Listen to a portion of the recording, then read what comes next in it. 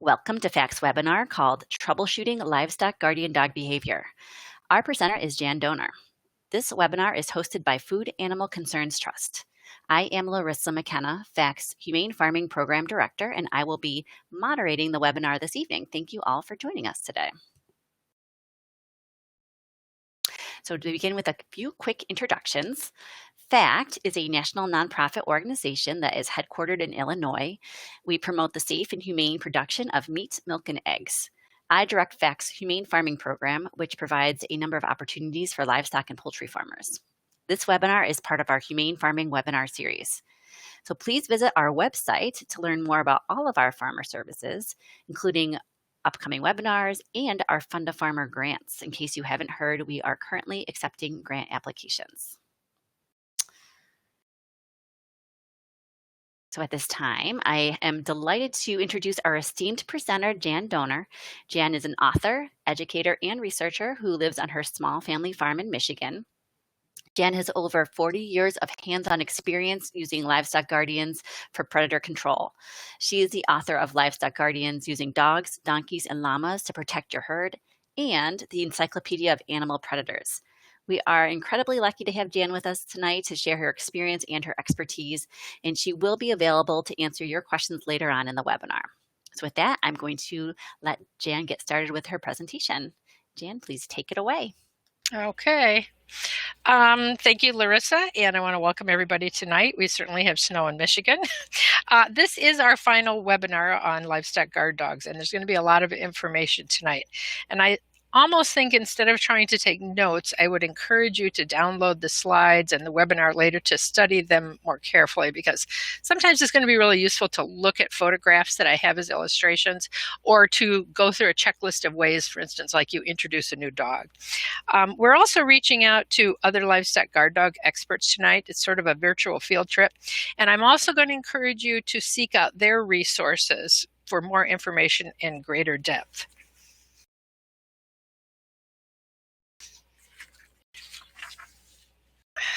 We're going to look at a wide range of issues that occur with livestock guard dogs, primarily with adolescents beginning around 7-8 months through age 2 or 3, but also adults. So we're going to begin with how to identify good and bad behaviors and physical signs, because they are very informative on the other issues. Then we're going to watch a really great video on poultry guarding. This is a huge challenge because this is not the traditional stock of livestock guard dogs. And then we're going to tackle some very specific issues as well, and end up with some recommended resources for more learning in depth. As always, these are recommendations to give the most people the best chance of success. Of course, there are always exceptions. You may have a dog that was an exception, but we're trying to help the most people here. So the classic definition of a good livestock guard dog has always been that they are trustworthy, attentive, and protective. So what are problem livestock guard dogs? Well, that's when dogs fail to do those things. Our goal is obviously to raise the good dog. If you're very fortunate, it may happen easily, but most dogs need some supervision and shaping to get there. And we're going to begin by learning to recognize the good and bad behaviors. This is my friend, Louise Liebenberg, who is one of our experts tonight. Louise lives with her family on her large sheep and cattle ranch in High Prairie in northern Alberta. Dedicated to predator coexistence, Louise and her family use sharp Planinac to guard their animals against the largest predators. She also has a regular column on the use of livestock guard dogs in the Shepherd magazine, and there are many informative posts on her blog which are profusely illustrated with her photos of dogs in stock. So they're very, very useful to you. Tonight I want to share with you some highlights of her detailed posts on good and bad behaviors, and I want to refer you to them later for studying a little bit more in depth. So the warning signs. This photo is often shared on social media, and you may have seen it. It's not cute. It's a serious warning sign. Unfortunately, some owners will dismiss this behavior and others similar to this and just say, oh, he's playing, he's guarding just the one animal, he's hugging the stock, he's herding them to safety. And this whole dismissal is the start of a cycle of problems. To perfect the whole prey drive sequence, predator babies need to play. And through their play, They learn to initiate the game. They learn how to stalk, how to pounce, how to chase.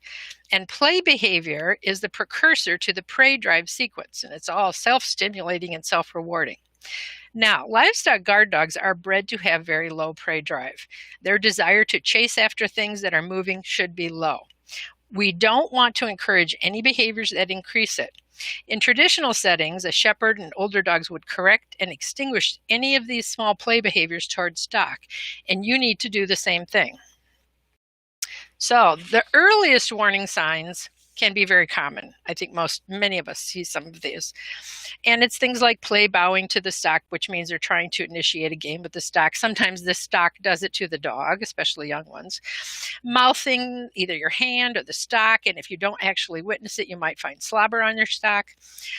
Any disrespectful or rude behavior to you or the stock, any signs that you see the dogs are very excited or stimulated or hyper attentive when the stock is moving around.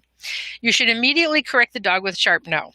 When you are supervising him with stock, another method to do this is to let him drag a long drag or lunge line that you can step on if he acts inappropriately. Another thing to do is insist on manners, both with you and the stock, and always praise good behavior.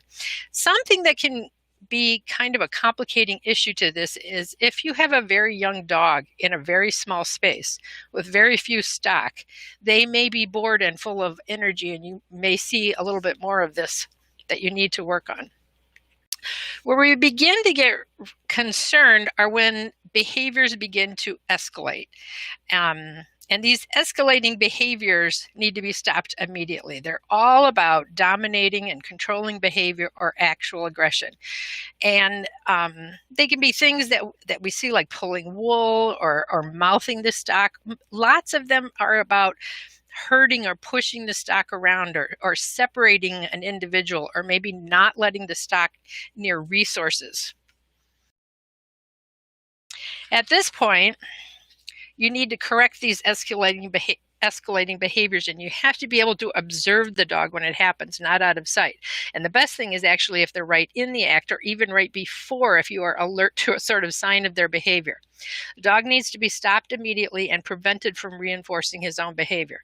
You may need to temporarily tether him or put him on a zip line or put him into timeout in a kennel or someplace when you can't correct and observe him. If possible, change his situation. Try moving him to a different pasture, or give him a larger area to work in, or put him in with another type of larger, stronger livestock that will not play with him. Some people find that they can put the dog in with a mentor or a grumpier older dog or a bigger flock, more animals. Whatever method works for you in your situation, slowly reintroduce the problematical situation. Continue to use that long drag line that you can step on to get him to stop. Also use remote observation, where you can spy on him when he can't really maybe see that you're watching him. Always make sure your stock is safe when you can't observe. And for some people, this means that they need to tether the dog within the enclosure where the stock can escape from the dog if he's bothering them.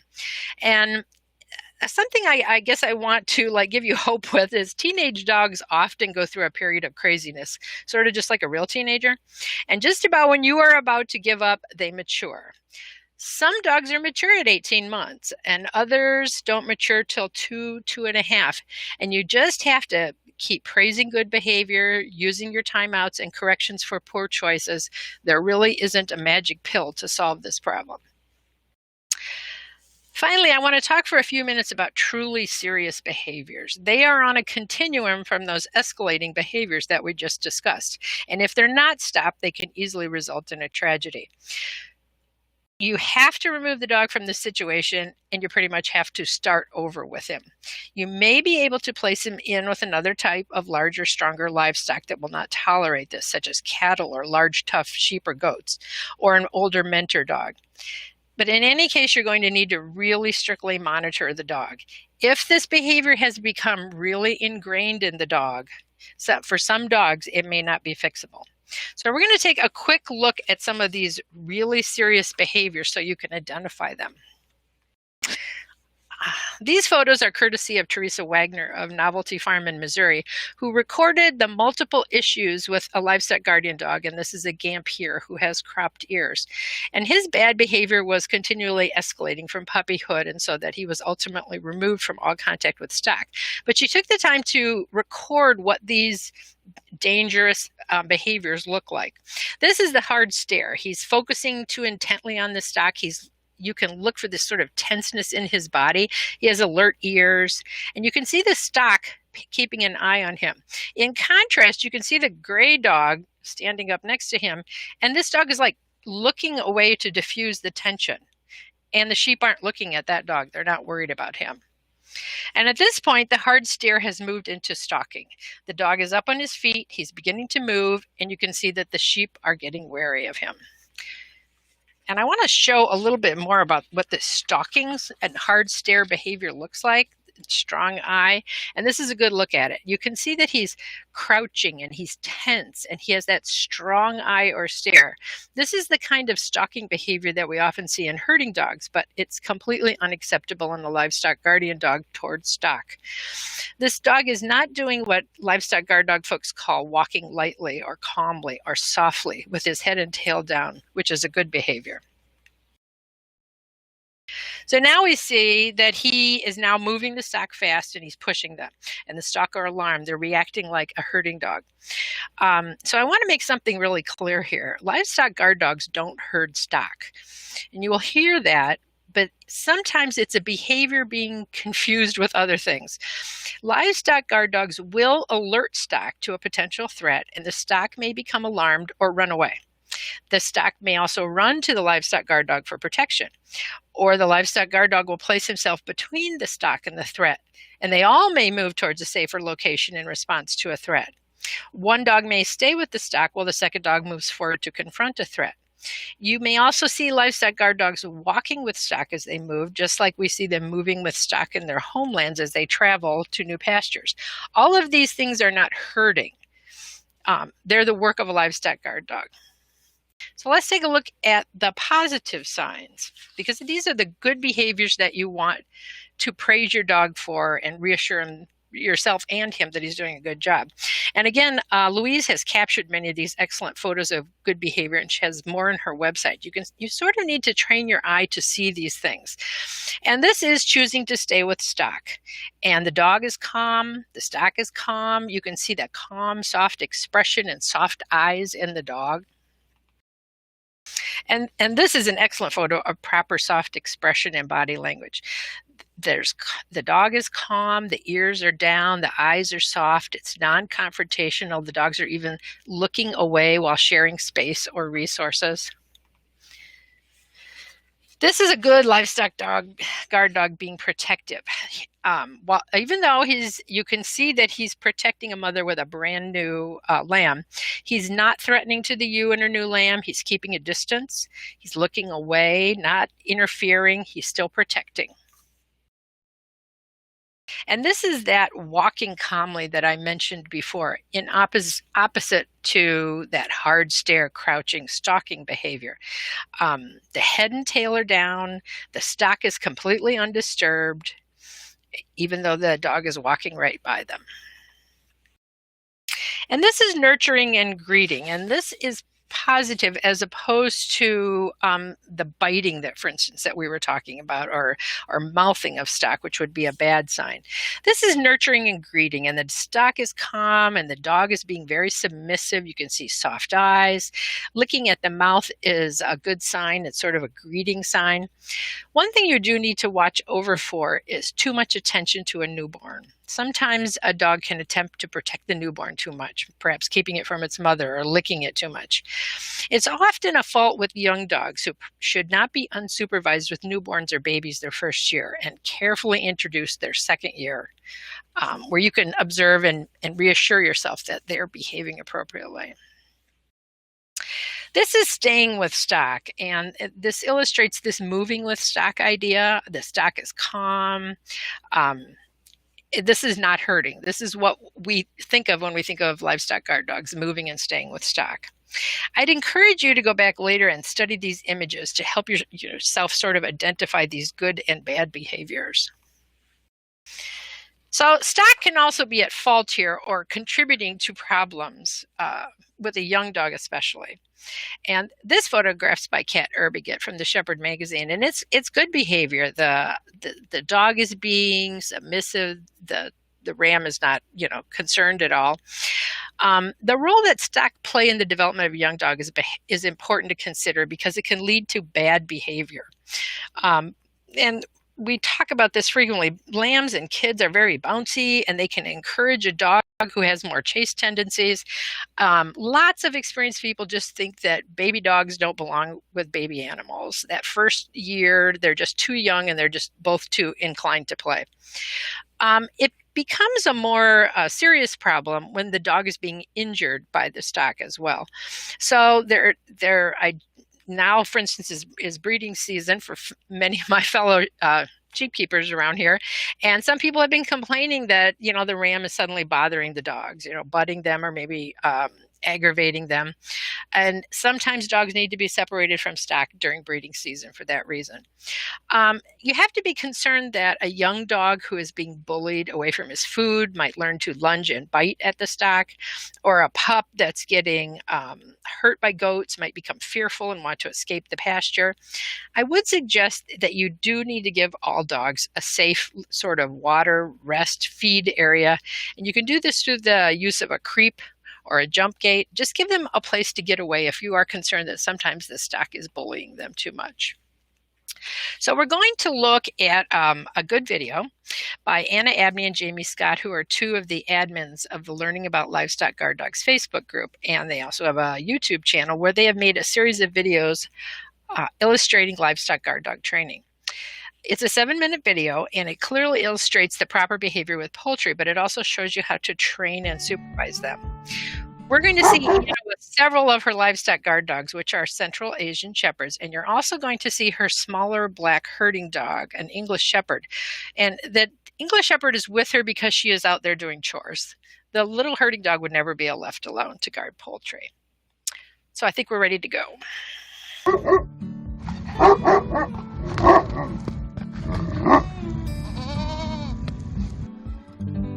In this episode of Learning About LGDs on Site, we will address the topic of livestock guardian dogs and poultry, particularly the training of puppies and young dogs. Be sure to subscribe at the end of the video to stay up to date with our livestock guardian dog programs. Many modern homesteaders and farmers are turning to livestock guardian dogs to protect their chickens and ducks and other barnyard fowl. Poultry are often particularly vulnerable to predators, which often limits the poultry farmer's ability to free-range her flock. A well-trained, reliable LGD can prevent losses from predators and allow the poultry farmer to achieve a more natural, healthy lifestyle for her birds. However, poultry are not traditional livestock for LGDs to protect, so using them with birds presents special challenges. Not every LGD will turn out to be a trustworthy poultry guardian, even with the best training and genetics, but there are a few things you can do to maximize your chances for success.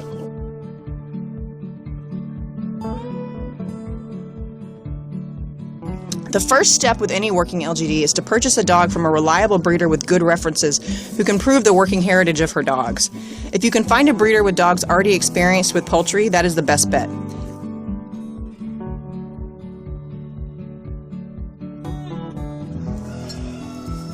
As with training any LGD, prevention is key. Puppies and adolescent dogs already struggle with really bad decision-making skills, and a flapping, squawking chicken, like these guys here, can be an irresistible toy for a really young dog.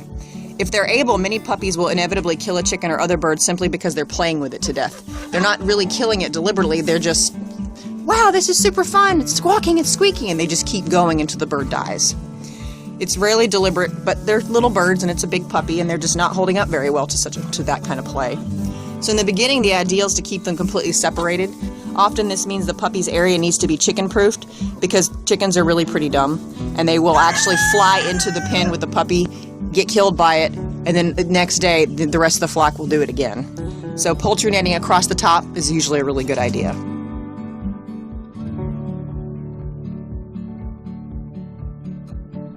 With any stock, the puppy also needs to practice calm and gentle behavior. So taking the puppy out into the area with the poultry is a good idea. Take him out on a leash in the beginning. so that it's easy to correct bad behavior if you have to, so you have physical control over your puppy. You want to praise your puppy for ignoring the birds, for lying down, walking slowly around them and away from them, and anything else that involves the puppy sort of chilling out. Avoiding eye contact, turning their heads away, gentle sniffing, and then no further. Unlike other types of livestock, dogs don't really bond to poultry, so I generally don't encourage the puppy to meet my birds like I do with my goats. I want them to view the birds as totally off limits, so I'm happiest when a puppy doesn't even look at them. Just another thing on the farm, nothing to worry about, nothing to get excited about. Any attempt to play with, stare at, bark at, or bounce towards the poultry results in a stern scolding, and then I immediately put them back in their pen. So anything that isn't completely mellow means they get stuck back in timeout.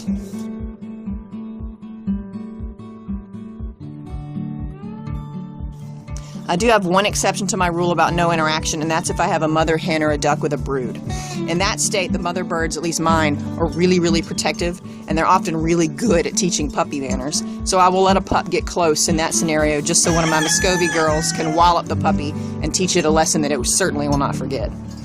If your birds are tame enough, it can also be helpful to hold them and pet them in the dog's presence, making it very clear that they belong to you and only you and are off limits. So I'll hold the bird, act like it's mine, and if the puppy tries to reach up for it at all, I'll tell them to leave it. I will scold them, just like I would if I was holding something I was eating or anything that my puppy was trying to grab at.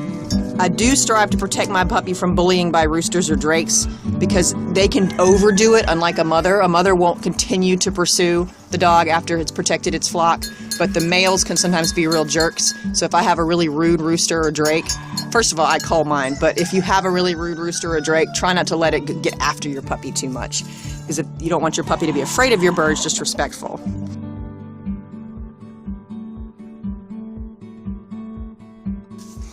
The training phase for raising a poultry guardian often lasts well into their second or even third year. This takes a little longer than other types of stock because you're literally waiting for them to grow out of the urge to play. And it takes a little longer for that to happen because they aren't developing a social relationship with the birds. So they have to stop seeing them as toys and stop having the impulses to be silly, which takes maturity. During this time, you want to be extremely vigilant so that your young dog doesn't get a chance to develop bad habits. Any inclination to chase or play should be sternly corrected. It's never cute, no matter how cute it may look.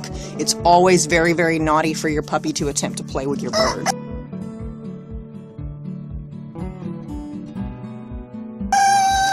If your puppy does make a mistake and a bird is injured or killed, it's not as much of a catastrophe as if your dog is killing large stock like goats or sheep. Usually it's just an accident. It's fairly normal. Most dogs who have accidentally killed a few birds as young dogs will go on to still become reliable poultry guardians. My boy Lennon probably killed 4 or 5 chickens before he was 3 years old, and then he killed quite a few ducklings around that time too, because it took him forever to figure out that they were the same thing. It's also really important that they may have to experience 2 or 3 hatching seasons. Like I said, Lennon was not reliable with ducklings long after he was reliable with adult birds, because the little babies, first of all, they're totally different looking, and they may not realize that they belong. And second, even just mild interest in a baby duckling where they just stick their paw on it, to see what it is going to squish it. So Lennon did that a few times his first couple of years, because he would put his paw on them to hold them still so he could investigate them, and then, of course, we'd have a dead duckling. He would get in trouble, and then he'd get in timeout, same deal as always, just as with a puppy. He is 5 years old now and is absolutely fabulous with my birds.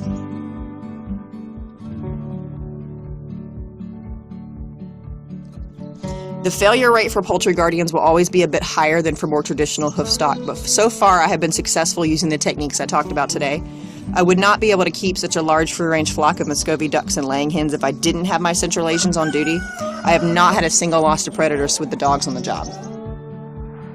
Thanks for watching. Be sure to check out the other Learning About LGD videos. And if you're in South Carolina, definitely come check out the Agricultural Museum in South Carolina. Take a visit and see Red.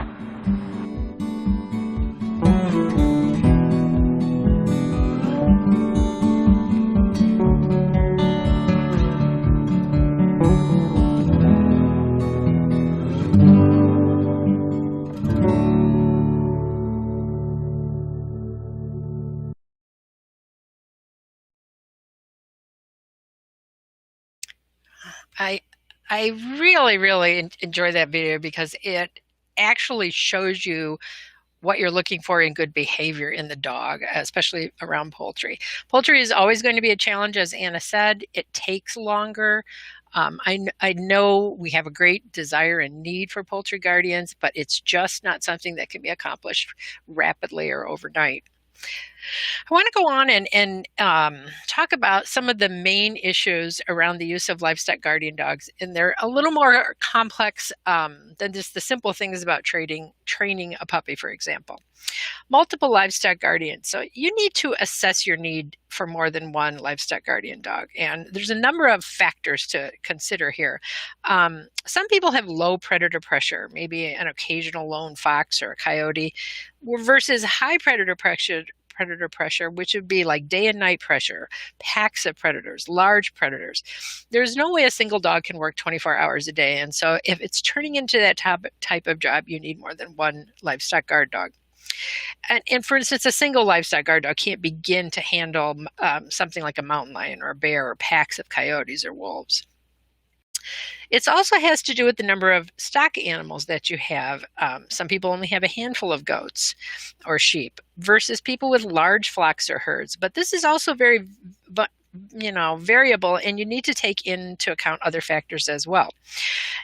Some stock is very highly dispersed. It doesn't flock tightly together, and that being dispersed makes them harder for your dog to guard. You may have many separate groups of stock. And see, if your dog can't move between these groups easily or practically, then you might need separate dogs to be working with different groups of livestock. Terrain is also really important, not only sheer size, but also rough ground or lots of cover.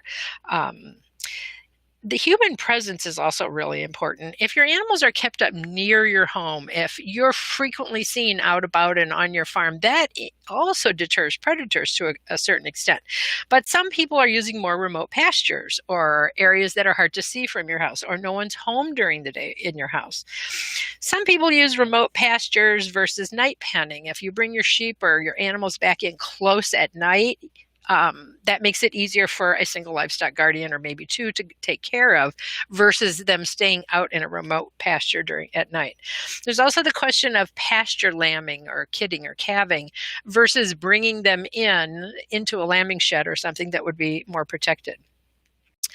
Your other predator prevention strategies that you're using are also something to consider. If you have really good predator-proof fencing, that really obviously helps. If you yourself are actively shepherding and working with your stock and home on your farm all day. Another question to ask yourself is, what kind of trouble would you be in if you suddenly lost your one good dog suddenly? And that's another reason to be bringing along a second dog. The easiest way to add a second dog is an opposite sex dog or two neutered males. Two females are more problematical. You have to consider that very small physical spaces increase the tension between dogs, and that might factor into your decision of whether or not to add extra dogs. Larger pack dynamics become even more tricky to find the right combination, so you'll need to be flexible. It's also advisable to spread out ages. My personal favorite technique is to raise one dog until it's at least 2 or 3, maybe even 4 or 5, and then adding a second dog as a puppy, because the puppy is always going to be easier to raise once you have a good working dog. Now, this leads us into talking about the question of aggression between livestock guardians. Now, they've always worked together in pairs or packs, and they do enjoy each other's company. There's bound to be minor squabbles or rowdy play, and that's normal, although it can sound scary. Some issues that might develop are preventable or manageable. And I will say that an outside dog trainer is generally not the answer for problems like this on site with working livestock guard dogs. It's just not their frame of reference. You don't deal with them in the same way. First of all, food aggression is fairly common in livestock guardians. It's not unusual. Many people feed separately if the dog's to avoid it, or they're becoming protective over their food. I personally have always had to avoid feeding high-value treats when there's more than one dog present, or high-value objects can also cause spats. Some people temporarily tether their dogs some distance apart, maybe 10 feet or so, while they're eating. Resource aggression can also involve your attention. So one dog might want exclusive attention from you. One way you can deal with this is to insist on manners at gates and when handling dogs at all times. Many people would advise you to do your animal chores first and almost ignore the dog until you decide to offer attention or things have calmed down or your work is done. That way they aren't overly seeking your attention. You can have another type of redirected aggression. For instance, if there are disturbances near their fence or a predator confrontation, and this can cause agitation and frustration, which expresses itself as redirected aggression, sometimes towards a nearby dog. This kind of aggression is usually temporary, although the dog can remain aroused for a couple of days. My recommendation in an actual predator confrontation is for you not to get involved. Don't interfere unless you feel like it's becoming potentially dangerous or deadly to your dog. Same-sex aggression is common, especially among intact females or intact males around a breeding female or adult litter mates. And the best thing to do is avoid the situation in the first place or manage it through separation. And you also need to consider dominance issues and personalities when placing dogs together. If you know that your first livestock guardian dog, for example, is a very dominant dog, it would not be good to add another dominant dog to the mix. You should be looking for a more submissive, laid-back dog. Introducing a new livestock guardian dog is a question that came up a lot as people were sending us questions early. And I guess the first and major thing I'd like to put in flashing lights is go slow. You're going to hear, the standard advice if you were bringing home a new pet dog or whatever, to introduce your old dog to your new dog away from home. Well, that's not usually practical with a livestock guard dog. You do need to maintain your leadership and be confident and calm. Puppies are usually not a problem. Adult dogs usually accept puppies, if not immediately, within a day or so. It's adult dogs that are more problematical to introduce. So take your time before making introductions. I advise 1 to 2 weeks of just acclimatizing the new dog to your farm and letting the resident dog smell and see that there is a new dog on the farm before an actual introduction. You're probably going to need a safe, secure place to keep this new dog in the beginning too, because he might be likely to want to escape, to go home where he came from, or to join the other dogs, and that might cause problems to accelerate. When you finally decide to introduce them together, choose a calm day and a calm time during the day, even thinking about weather. You don't want like a lot of wind or something. Introduce them outside the stock area, introducing one resident dog at a time if you have more than one.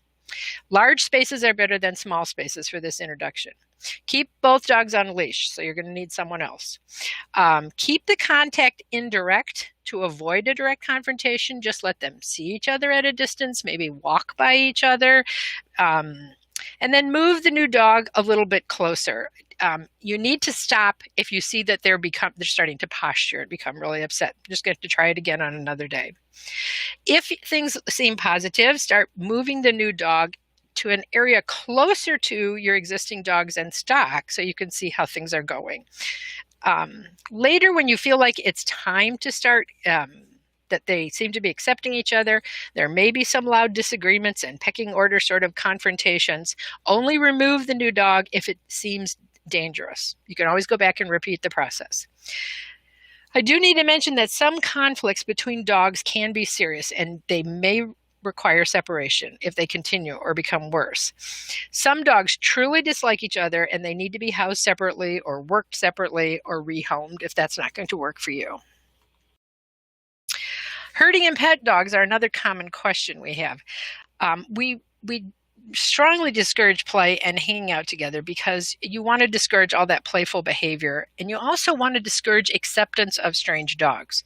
It's fine for your livestock guardian dog to know the other dogs on your property, but they don't need to be play buddies at all. Don't allow your other dogs in stock areas except when they are with you.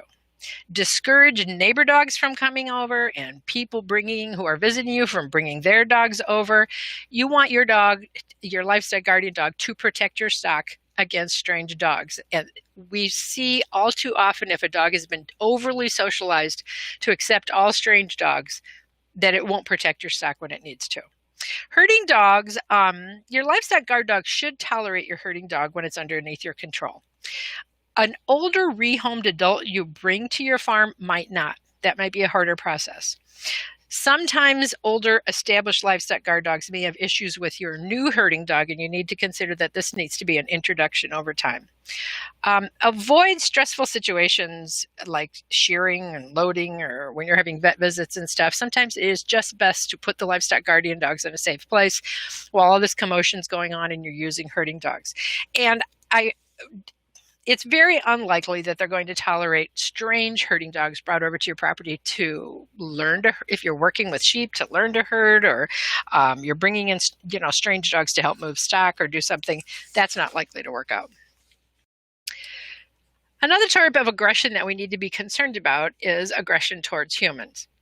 First of all, you as the owner need to establish your leadership, and I strongly believe in the nothing in life is free approach to training all dogs. And if you're not familiar with it, it's an easy thing to look up to see how it works. And it just means that the dog isn't allowed to do anything without your permission.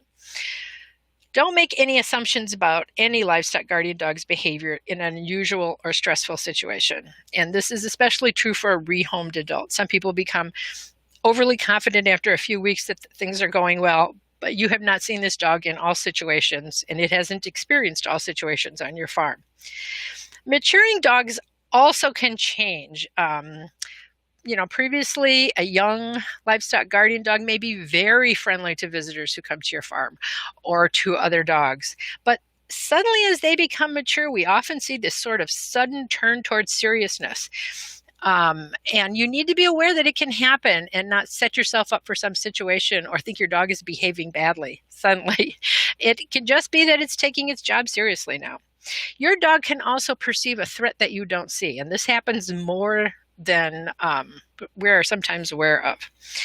If you have visiting children at your home, roughhousing and play fighting among them might alarm your dog into thinking that it has to protect your child. Normally, livestock guard dogs are very good with children, but they're still a dog. You still need to be supervising all children. They shouldn't be alone with dogs.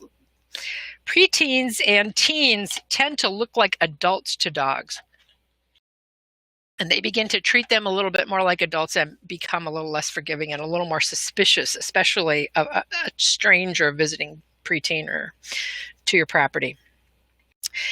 It's a good idea to put signs on your property that say you have a working livestock guardian dog, and I'm going to show a couple of good examples later. Not dangerous dog signs, but it's just good to let people know they should stay out of your pastures, that you have working dogs.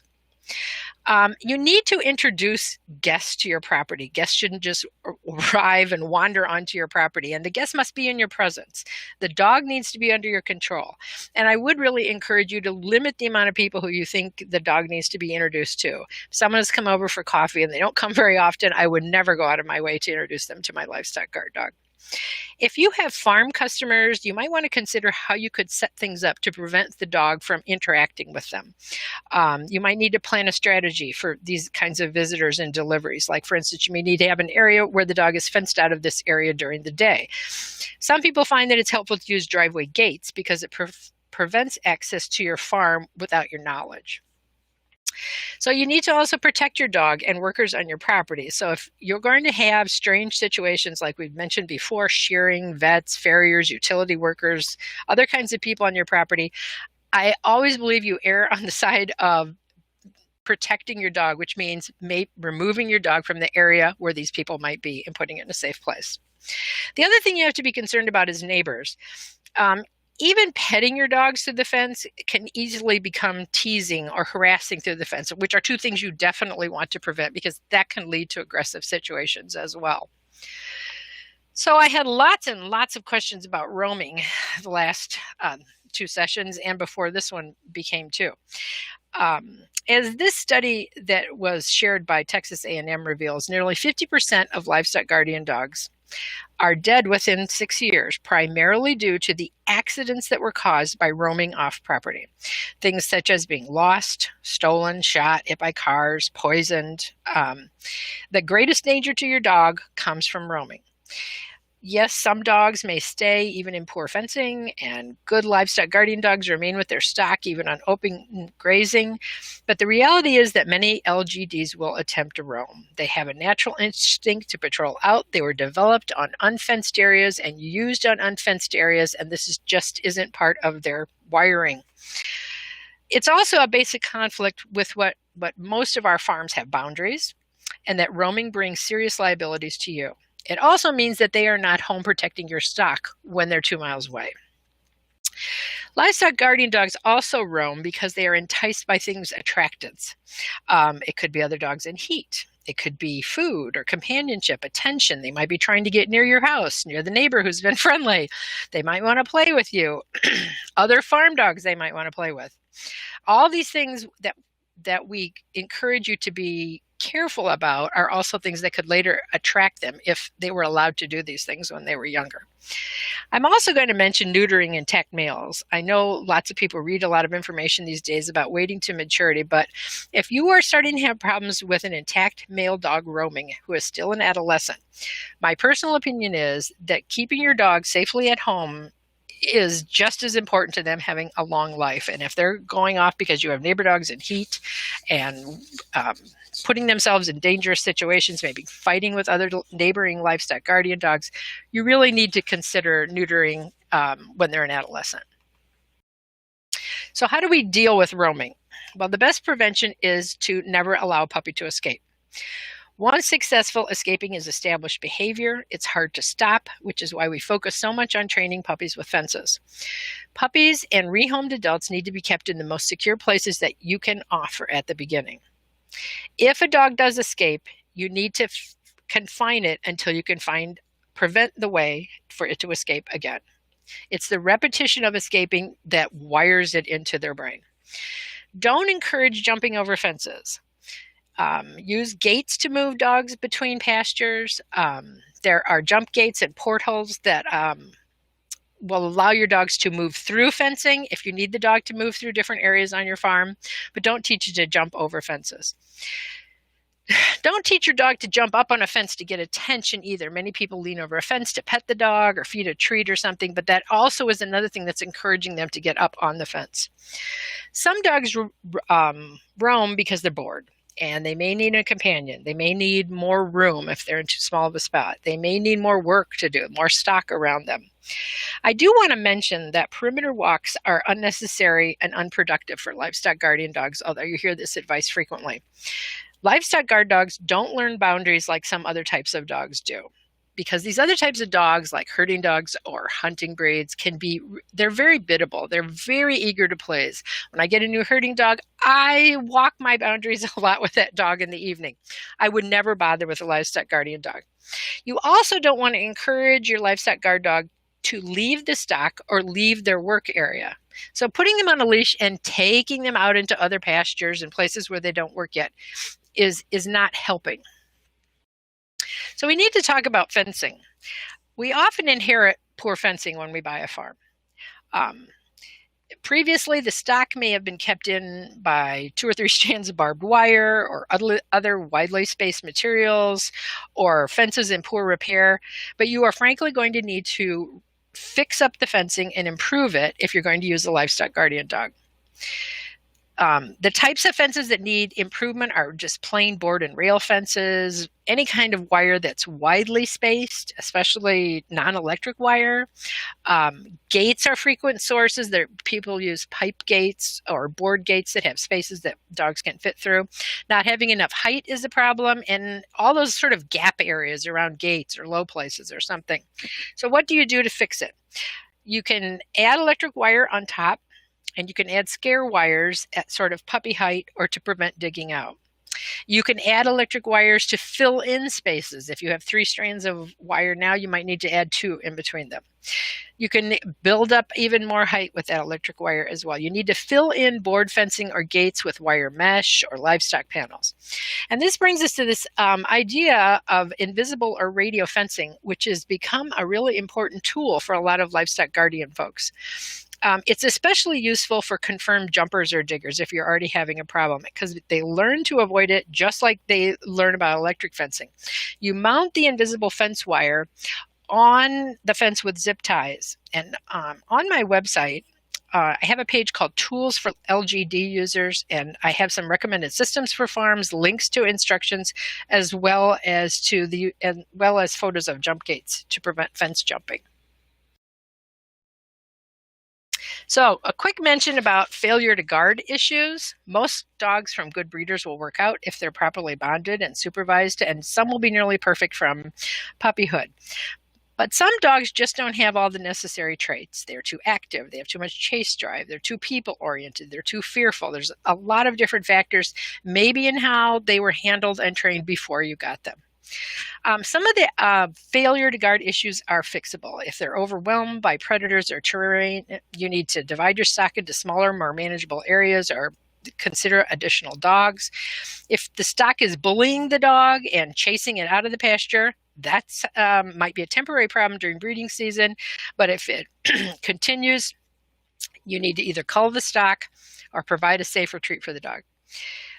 If a dog is fearful or lacks confidence, you can try pairing it with a confident, mature dog. If it's too focused on its litter mate or another dog, you need to separate it. If it's too focused on you, you need to, or it's trying to constantly escape to the porch of the house, you have to reinforce the fencing, block the view, and ignore the dog. If it has become overly friendly to strange dogs, you need to make a big show of aggression to those dogs, stop all friendly interactions completely. There is the situation after a year or so, and with a mature dog, and you've been using these different corrective attempts to stop it, and they're not bonded or protective of the stock, or they're aggressive to the stock, at that point, you might consider that this dog is just not working out with you. Might do better in a different situation with different animals at another farm.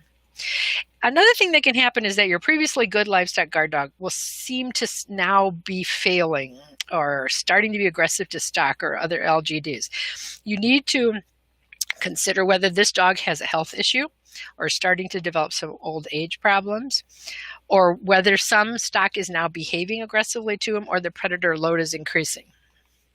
And those could be things that you could deal with. All livestock guardian dogs bark, and I know this is a big problem for a lot of people. It's just part of the job. It's how they let predators know where they are. They're alerting to danger. Their predators are more active at night. If it is truly going to be a problem for you with your close neighbors, you might actually need to reconsider using a livestock guard dog. Young dogs do bark more because they are still learning what's really a threat, and they're more nervous, and most all of them will grow out of this. They bark out of boredom or to seek attention. And one thing you might do is give them like meaty bones at night or access to a larger area to be in. So when the dog is barking, if it's a real threat, thank them. If not, scold them, and you might perhaps have to use a timeout. But if you find yourself always putting the dog away in a stall or something, you are not helping them learn about night noises and wildlife activities. So you just have to keep this up for a while. I will say you should not use a bark or an e-collar on a livestock guard dog to correct barking. Barking is part of who they are and how they work, and we don't want to discourage that. Dealing with neighbors. When you get a livestock guard dog, just a minute. Tell your neighbors ahead of time that you are adding a dog to your farm. Talk about the positive benefits and what steps you would prefer they take if the dogs are found off your property for some reason or some situation develops. I have a sample letter on my website that's a good informative letter that you might be able to adapt to share with other neighbors or to share with your local animal control if you're concerned about them just being informed that you have working dogs. Your dog should have tags that include contact information and include the dog as a livestock information that the dog's a livestock guardian dog. Some people prefer tattoos or microchips too to identify the dog. Post signs on your farm boundaries and with public roads to inform people that guardian dogs are working. Again, they're not beware of dog signs. They're informative signs. You can buy them commercially made, And some people have them made custom because they want their phone number, because they would rather a person driving by that's concerned about anything would call them directly rather than calling the authorities. And be considerate. You know, if there's a lot of barking going on or your dogs are roaming, you could be the problem here. If, however, you believe that your neighbors are being unfair about your right to farm and use livestock guard dogs, you need to establish a record of complaints to the authorities, especially if they're harassing your dogs. You can document these things with photos, use trail cameras at night. You can put GPS trackers on your dogs that will provide a record of where they've been, a computer record.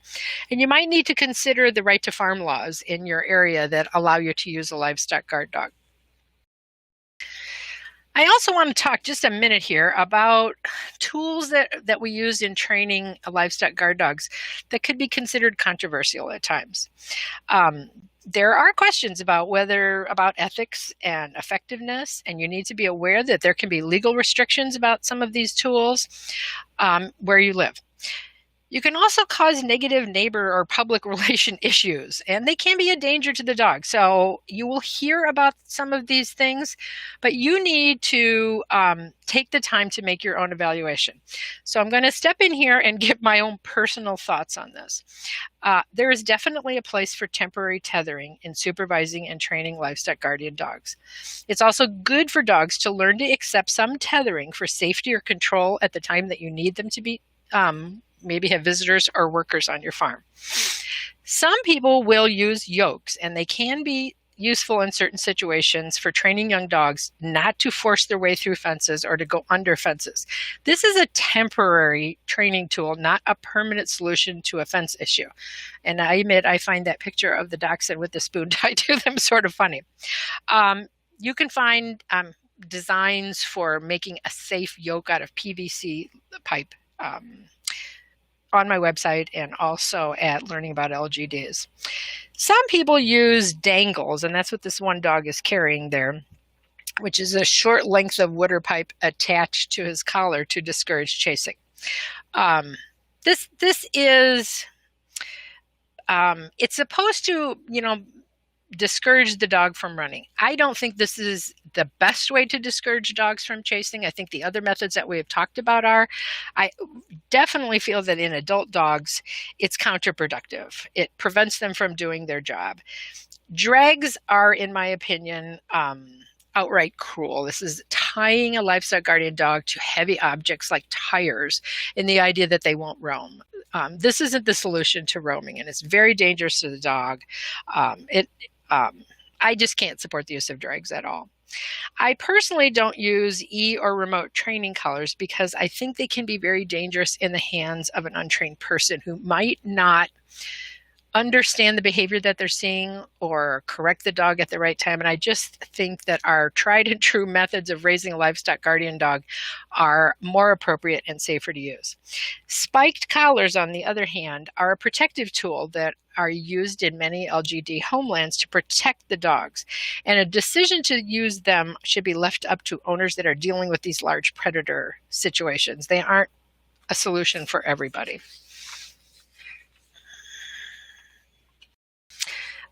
Since we've come to near the end of our three-part series on livestock guard dogs, I want to show you some places that you can find more information in depth.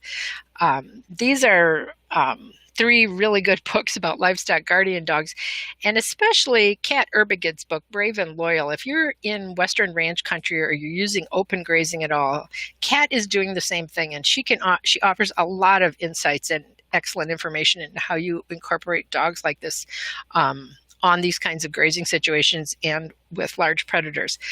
She also has a lot of material in this book about how these dogs were used in their homelands and how shepherds train them and use them in the sort of rhythm of life, and I find that really fascinating.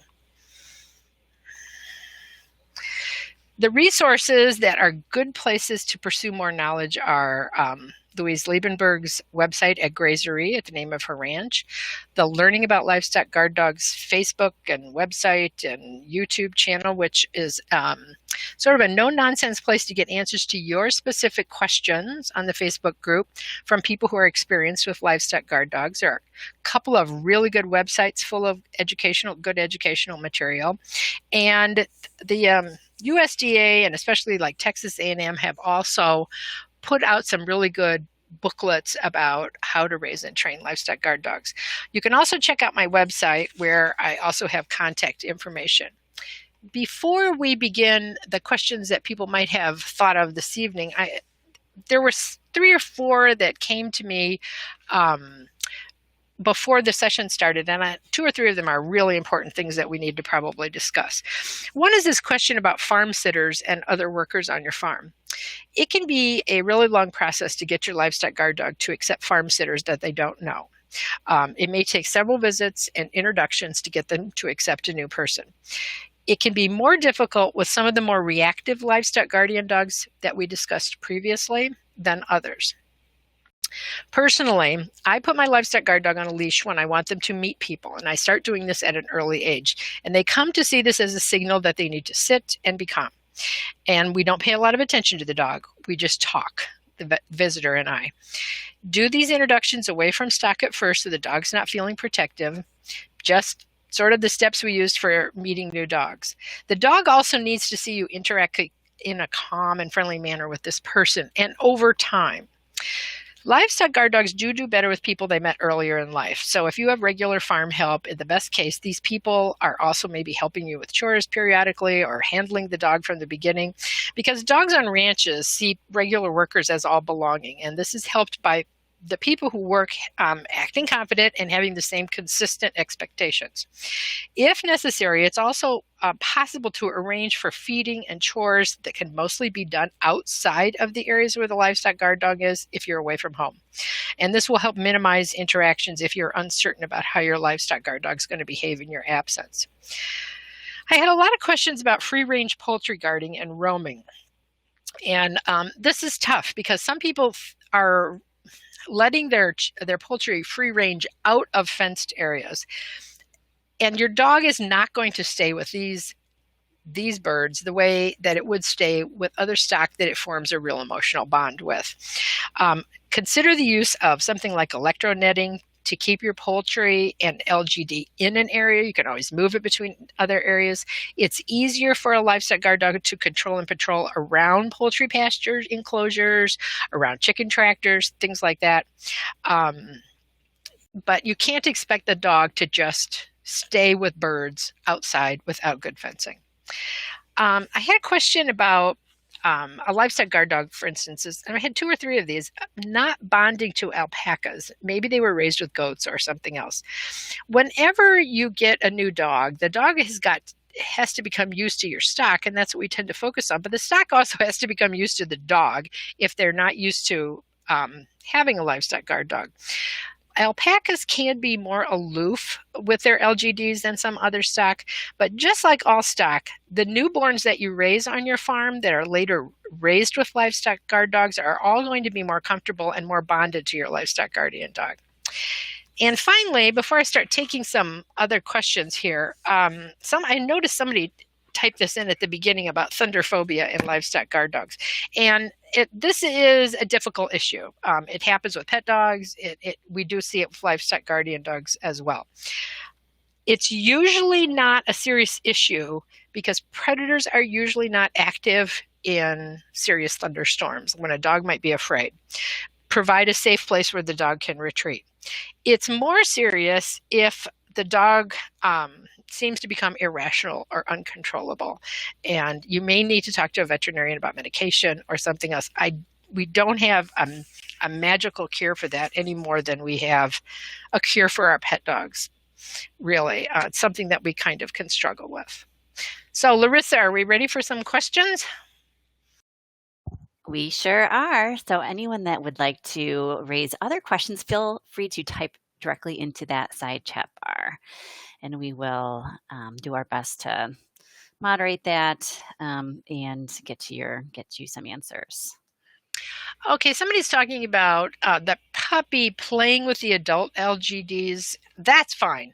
Dogs playing with dogs is not the kind of thing. We're just trying to discourage the dogs from playing with stock at all. And we don't even want to tolerate something that might be perceived as friendly. It's fine and appropriate with other dogs, even puppies and dogs. How do you train puppies to an electronet fence? Just like you do with any other electric fencing. Make sure that it's working well, even at a very young age. They will touch it with their nose. Some people will put a little piece of bacon or something on an electric wire or an electric fence the very first time a dog is exposed to it, because they will get a shock. And I know this sounds cruel, but I guess if you grew up on a farm and your children grew up on a farm, you feel like electric fences are part of reality, and for adults and children on farms as well. And I feel like it's so much more important for the dog to respect a fence. And if it means getting a shock or two in the beginning to understand that fences are not to be messed with, I would rather see that than something happen to the dog. Hey, Jen, just so you know, we are getting a little bit of that feedback just now. It's stable. Somebody's talking about owls and birds of prey in general. Sometimes you have to make a show out of chasing these things away for your dog to understand that you don't want it on your farm. It almost has to be like a silly thing where you go crazy and you stalk and you act like you're chasing it away, and your dog picks up on that. Owls can be more problematical at night. People with their poultry out in very large areas that are not using other form predator to discourage from raptors or something. Sometimes the dog simply can't get to an area fast enough to take care of a bird. And you might want to consider subdividing smaller areas that a dog can pay more attention to. Nighttime owls is probably the most problematical. They're more aware of birds during the day, but boy, LGDs do a really great job with black vultures and other kinds of raptors. And sometimes it's just a matter of letting them know that's what you really want. So we're still getting a little bit of reverberation in your voice. Okay. Wonder why this is. It always happens during the Q&A session. I know. Somebody's talking about their dog has to be tethered all the time, like an 8-month-old. I guess I would find ways to put the dog in a pen or something as well, so it's not always being tethered. But 8 months old is this prime age to be chasing stock and trying to play too much. You're going to need to do a lot of supervised visits. If it's at all possible to find stock that won't tolerate this, it's a good way for a young dog to learn that they can't. Otherwise, it just may be a period you have to work through. Sort of as Anna talked about with the poultry, sometimes you are just waiting out this overly playful phase of the livestock guard dogs, and you need to get them past this and into a little bit more maturity. Just so you know, you're back to being very clear again. Okay, it's because I'm about 3 feet from my computer. It does not let you doing close. Yeah, I can't read them from that far away. Would you like me to read? Yes. Okay. Let's see. Where did we leave off? We have a question about okay. Adding new herd dog to a vegetable farm with coyotes and foxes. Would like to use LGDs also. What's the right sequence and timing since all animals are new and predators are always present? Herd first, dogs first. It doesn't do any good to get a livestock guardian dog before they have something to bond to and protect. You need to have some animals when you're training a young dog so that they have this whole bonding experience we've talked about, and they're raised with them. So you do need to be starting to build up your stock. And even if that means you need to bring your stock in at night and put them in a safe place, for instance, in a barn or night pen or something, until you can start working with your dog as well. Herding dogs, if you don't have this herding dog yet, or you're bringing in a new dog, a young livestock guardian dog is not going to be the problem for the first couple of years of life. It's more as a livestock guard dog gets a little older that it starts to get more seriously protective and maybe concerned about another dog being out with its stock. And it's just like we talked about, you need to be, matter of fact, a herding dog or family dog has to be in your presence when it's with the livestock guardian dog, and you just sort of insist on good manners here. You don't ever allow the pet or herding dog to do anything threatening to the stock that the livestock guardian dog doesn't see as normal on your farm activities. Thank you for that. Okay, so let me see. You can tell me if you've already answered these. We were having a little hard time hearing you before, but can you talk more about how to minimize fence fighting among adult dogs that may have to share the same barn space, even if separated with pens, fighting over a distance in the barn? If it's already established and these dogs are already fence fighting, they're probably not going to calm down under that same situation. You might need to think about making a visual barrier, and sometimes people have to slide in pieces of plywood or something to try to create a visual barrier between these dogs. This is sort of what we want to avoid when we're introducing new livestock guardian dogs, is to never allow that kind of situation to start up. That's why we're trying to keep them at a distance and introduce them slowly and things like that. Because once this sort of antipathy towards each other becomes established, it becomes really hard to break. And a visual barrier, somehow figuring out how to keep them in slightly different areas, is probably the best you can hope for. Okay. So another question is there hope for a 19-month-old dog that still has a problem chasing sheep? First of all, you can't let it ever chase sheep at 19 months. So you're going to have to keep it under control, keep it under supervision, especially when you are not able to stop this. But all these little playthings that happen over and over again, or chases, just get more and more reinforcing. And you may just need to have a period of calm down here for a little while where they're penned next to stock or something, and then we sort of start over again. But you have to nip it in the bud, and you're going to have to slowly reintroduce again. It's not hopeless, because as I said, many 19-year-old dogs act like crazy teenagers, and you just have to keep after them, and then somebody will say, oh my gosh, my dog turned 2, and it's like a light bulb went on in their head. So I would not give up yet. I know it's frustrating. It's the period I think that we hear the most where people are just totally frustrated with what's going on. Just can't let any of these bad things happen. Have to keep supervising. Have to keep working at it. Thanks. So we do have quite a few questions. I'll try to get to as many as we can. Otherwise, we'll follow up with you later. I have a fence jumper, older dog.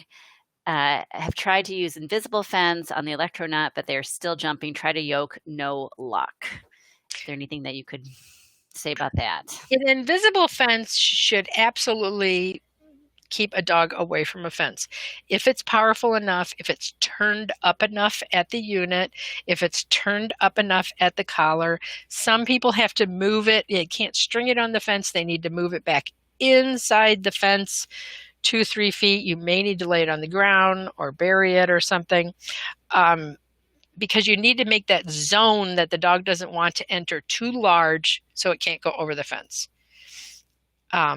Visible fences are frustrating to work with at times because they aren't doing what you want them to do if they're not powerful enough, and you just may need to double check all this stuff. Sometimes the collar unit has to be turned up. Sometimes the fence unit, charger unit has to be turned up. Sometimes you have to make sure that those prongs on the collar are making really good contact. You just need this to happen a couple of times for this dog to learn, just like electric fencing. But you may need to back it off inside to your fencing to keep him at a zone distance a bit away. Okay. Okay, so next question is, if an older, recently adopted male chased and bit, thankfully with no damage, a girl on a bike who rode through our farm, would you rehome that dog or try to figure out a way to keep it? If you have a stranger on your property on a bicycle, it's like a confluence of bad things. On the range itself, people who are running livestock guard dogs on the range have said that bicycles have been a problem for a while because that person doesn't look like a person on a bicycle. They're moving fast and they're moving more quietly than a person walking or making noise. So bicycles are problematical, and matter of fact, range users of Livestock Guardian dogs are being advised now to socialize the dog to bicycles when it's a young puppy, as well as other things, so they don't see it as this strange foreign object. And a strange person on your farm riding a bike is not good. And this is why I really believe in farm gates and in posting signs and discouraging people from cutting across your property or coming on your property. All these kinds of things, you have to beef up your security to protect this thing from happening in the first place. Okay, we're gonna have time for just one more question. I know that there are several outstanding, but let's see. In a rotational grazing pattern where the LGD moves with the herd, will the LGD feel a need to protect areas outside the grazing area where the herd is actually grazing? If it's been trained to stay in electro-netting, for instance, and a lot of rotational grazers use that, or temporary electric fencing, and it does work because the dog sees it as its flock in the area, and they don't feel a great need to go outside of it. They should be. This is a good reason to be flexible as you raise your Livestock Guardian dog and keep putting it in different areas on your farm and in different pastures, because then they see this as their job and it's not the specific area, the territory. Like this is not what we're trying to encourage as much as protecting their stock. And so many people do it, and it works if the dog is used to the electro netting, and it should be fine as long as the dog is safely contained in the electronet. Thank you for that, Jan. I have just a few housekeeping items before we sign off this evening. So immediately following this webinar, in just a minute or two, you're going to be asked to complete a very brief survey. We'd greatly appreciate it if you take a minute to tell us about your experience today. Also, as I mentioned, a recording of this webinar and the slides will be available soon. These documents will be archived on our website, and I'm also going to email them all to you tomorrow, along with a bunch of the links and other resources that were mentioned throughout. Please note that we do have quite a few additional webinars coming up, including one that will discuss tax tips for farmers that was rescheduled for the week after Thanksgiving. So those of you that couldn't make it last week, you still have some time to join and register. If you have questions about how the new tax law will impact your farm taxes, including what it means for depreciation, capital purchases, and other deductions, please join us. And then I'd also like to give a little plug for our January webinars that Jan is going to be back leading 2 more about predator protection. And finally, as I mentioned earlier, we are currently accepting applications for our Fund to Farmer grants. You can learn more online at foodanimalconcerns.org/grants. The application deadline is coming up quickly on November 28th. So for those of you who may be interested, please check it out and feel free to shoot any questions towards me. So on that note, I'm afraid that is all the time we have for tonight. A sincere thank you to you, Jan, for your really wonderful presentation and for taking the time to answer all of our questions. And thanks to all of you and our audience for your attention and your interest showing up tonight. I hope that you all have a wonderful evening and that we're able to connect again soon. Goodbye.